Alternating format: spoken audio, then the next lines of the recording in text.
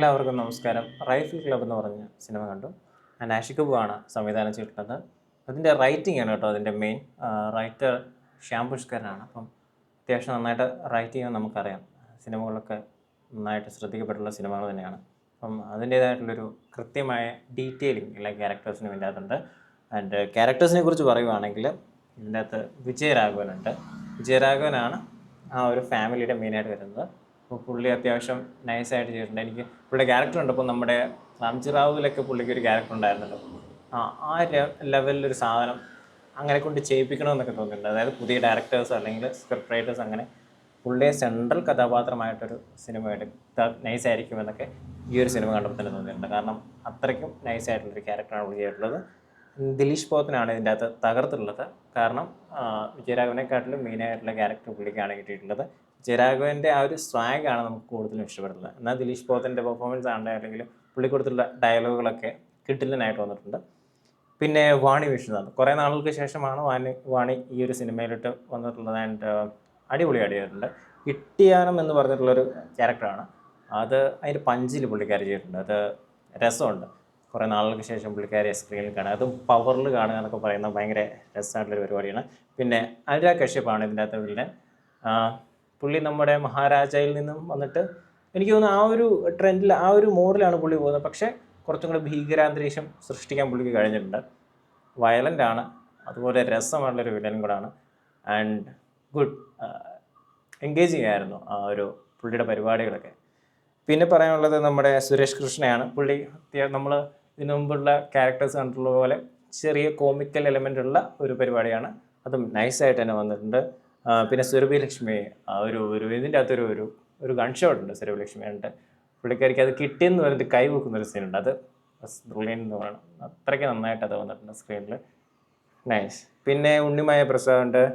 വിഷ്ണു അഗസ്ത്യാണ്. വിഷ്ണു അഗസ്ത്യ നമ്മുടെ അഡീക്സ് കഴിഞ്ഞിട്ട് എനിക്ക് തോന്നുന്നു അടുത്ത് ശ്രദ്ധിക്കപ്പെടാൻ പോകുന്നൊരു റോളിൽ തന്നെയായിരിക്കും. അത്യാവശ്യം നൈസായിട്ട് പുള്ളി ചെയ്തിട്ടുണ്ട്. ആർഡിഎക്സുമായിട്ട് നല്ല ഷിഫ്റ്റ് ഉണ്ട് ക്യാരക്ടറിൽ. നമുക്ക് പുള്ളി അഭിനയിക്കുമ്പോൾ കാണാൻ പറ്റുന്നുണ്ട്. പുള്ളിയുടെ നടപ്പിലും എടുപ്പിലും ഒക്കെ അത് നൈസായിട്ട് വന്നിട്ടുണ്ട്. പിന്നെ ഹനുമാൻ ഗേന്ദ് ഇതിനകത്ത് അഭിനയിച്ചിട്ടുണ്ട്. He was amazing.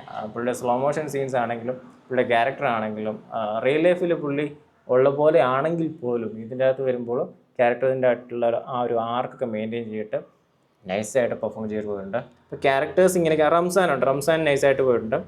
പിന്നെ നമ്മുടെ വിനീത് കുമാറുണ്ട്. എല്ലാവരും അടിപൊളിയായിട്ട് തന്നെ അഭിനയിച്ചിട്ടുണ്ട്. മൂവി ആസ് എ ഹോൾ പറയുവാണെങ്കിൽ ഒരു സിമ്പിൾ സ്റ്റോറിയാണ്.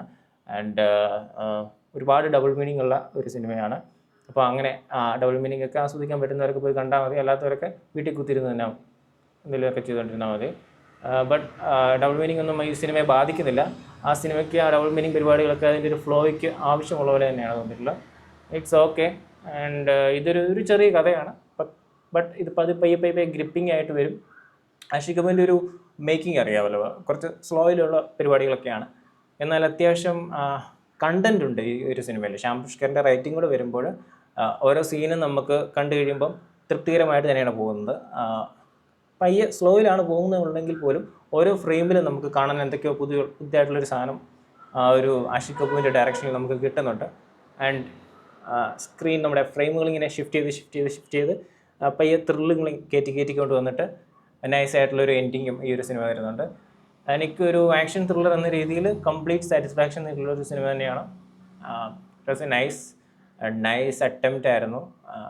ഓക്കെ മൂവിയാണ്. ഒരു ബാച്ചിലർ പാർട്ടിയൊക്കെ കണ്ടിട്ടുള്ളൊരു ഫീല് നമുക്ക് കിട്ടും എന്ന് വെച്ചാൽ അതിലും ഒരുപാട് മുന്നിൽ നിൽക്കുന്ന അത്യാവശ്യം സ്ക്രീൻ പ്ലേ കുറച്ചും കൂടെ സ്ട്രോങ് ആയിട്ട് തോന്നിയിട്ടുണ്ട്. ഫൺ വാച്ചിങ് ആണ്. നിങ്ങൾക്ക് എന്ന് വെച്ച് കഴിഞ്ഞാൽ ഇതിന് അധികം പ്രൊമോഷൻ അവർ കൊടുത്തിട്ടില്ല. എന്നിട്ട് ആ ഒരു പടം അതിൻ്റെ ഒരു ക്വാളിറ്റി മെയിൻറ്റെയിൻ ചെയ്തിട്ടുണ്ട് Aashiq Kapoor. So that's great film, great experience for me. And watch in theatres. എല്ലാവരും പോയി കാണുക, സപ്പോർട്ട് ചെയ്യുക.